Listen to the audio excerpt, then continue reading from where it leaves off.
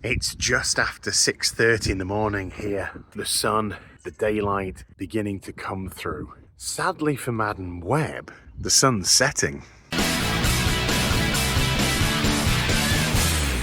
Hi everyone, it's Az here from HeelvsBabyface. Madame Web. Oh my goodness me, where do we start with this one? Ill-fated from the very beginning, and yet getting a cinematic release of over 4,000 theaters? Why? What do you want from me? Why do you... No. Stop. Just stop. Right there. That was the first major trailer for Madam Web, and its opening few seconds say to you, tacky, cheap, less than a CW show production. This is your front foot forward. This is your best shot at captivating an audience. BNN breaking: Madam Web, a new Marvel psychological thriller poised for box office success. No. As a rule of thumb, the best way to get an audience to watch your product is to identify it correctly. Who is your target audience? What do they like? How can I bring them into the theater, stick a bum on a seat, and get them to buy a ticket to see my film? However, the director, S.J. Clarkson, might have had a slightly different idea about how to make the film successful when saying Dakota Johnson could drive like a bat out of hell. She literally was like, I can drive. And I was like, okay, let's see. And on our first day of stunt rehearsal, she did a 180 stop and landed perfectly between two cones. And I was like, we're gonna be all right.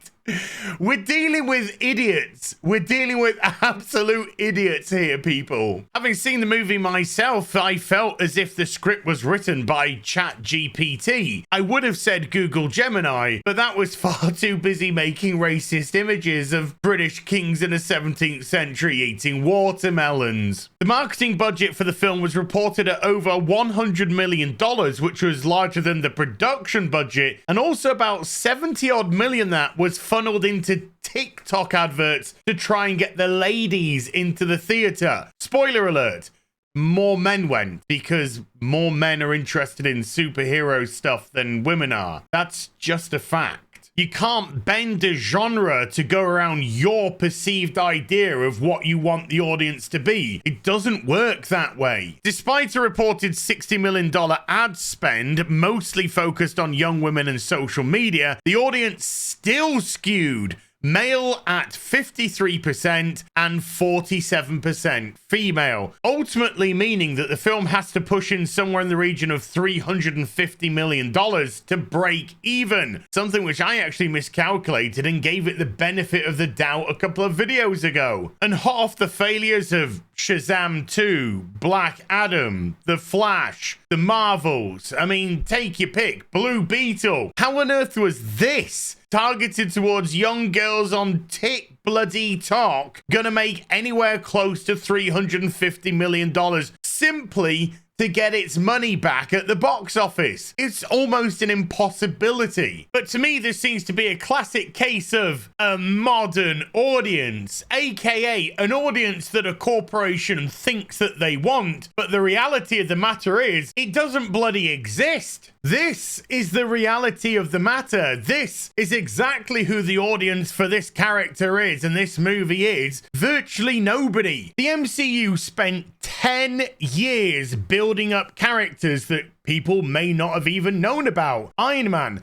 Captain America, Thor, Hawkeye, Black Widow. Although if you're a comic book reader, these names are very familiar to you. To a regular audience, they aren't. And there was a lot of time, effort, and consideration put in to make them household names, because the biggest ones, Spider-Man, the X-Men, Wolverine, etc., were taken by another company. And so those 10 years were well spent developing and building. Nowadays, they're throwing every Z-list character imaginable at the silver screen and expecting something to stick when the audiences out there have no idea who these really are? Do you think in all reality somebody knows who Black Adam is, Blue Beetle is, Shazam is, Madam Web is, even the Flash to some degree? These are names which may be popular or may be at least known to a specific niche audience, but when you throw it out there into the real world, prepare for some actual reality. Madam Web lost 61% of its audience from the first to the second week, and it didn't even have an audience to begin with. In the 12 days that the film has been released so far, 8 of them, it hasn't been able to average over $1,000 a theater. That's absolutely insane. And yet, it still holds 4,013 theaters in the domestic marketplace. Bob Marley, One Love, a biopic about Bob Marley, has been out for exactly the same amount of days, 12. And yet, it's managed to bring in $111 million worldwide, eclipsing Madam Web by a substantial amount, and it's in approximately 500 less theaters domestically. But it's not just Bob Marley that's holding Madam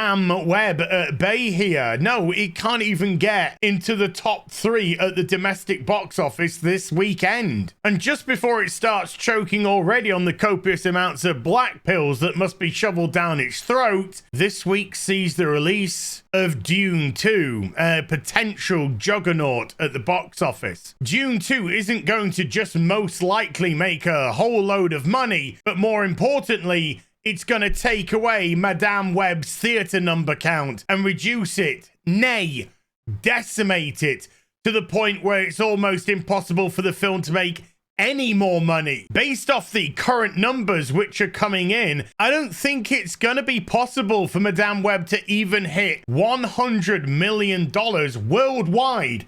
Never mind domestically. This was meant to cause a whole new universe of Spider spin-offs, and all it's done is cause Sony to react to what they're seeing at the box office right now. After Madame Web box office bombs, Silk Spider Society fires every writer and shifts focus to a male audience. Fires every writer, keeps the same showrunner. So what exactly different result-wise are you expecting? And more importantly, who the fuck is Silk? As a DC guy, I've got actually no idea who this character is. Never heard of them. But it's another one of these absolute Z-listers thrown up against the silver screen in an effort that it will stick. Whether or not it's focused towards a male or female audience is utterly irrelevant. Who are you? Meanwhile, people are waiting for the film they actually want. Spider-Man. With Peter Parker. El Corpo is so greedy and, more importantly, so creatively bankrupt that they're just like, Spider-Man, let's get every Spider character and throw them up there. That's gonna make us money. No, it's not. Morbius, no, it's not. Craven, that's gonna, trust me, I know it hasn't even come out yet, but no, it's not. You're on a highway to nothing here. People like recognizable characters. People like good stories told with said recognizable characters. No Way Home did so well because it brought back both Andrew Garfield and OG Tobey Maguire, a couple of people who audiences really loved and who were treated, more importantly, in that film with respect, getting a little bit of redemption arcs here and there, and also showing the current Spider-Man the true value of what it's like when you have great power and the responsibility that comes with that. Not the dogshit line from Madam Web that if you're responsible, great power will come to you. What the hell is even that? I'll see you in the next video. You take care. Bye for now.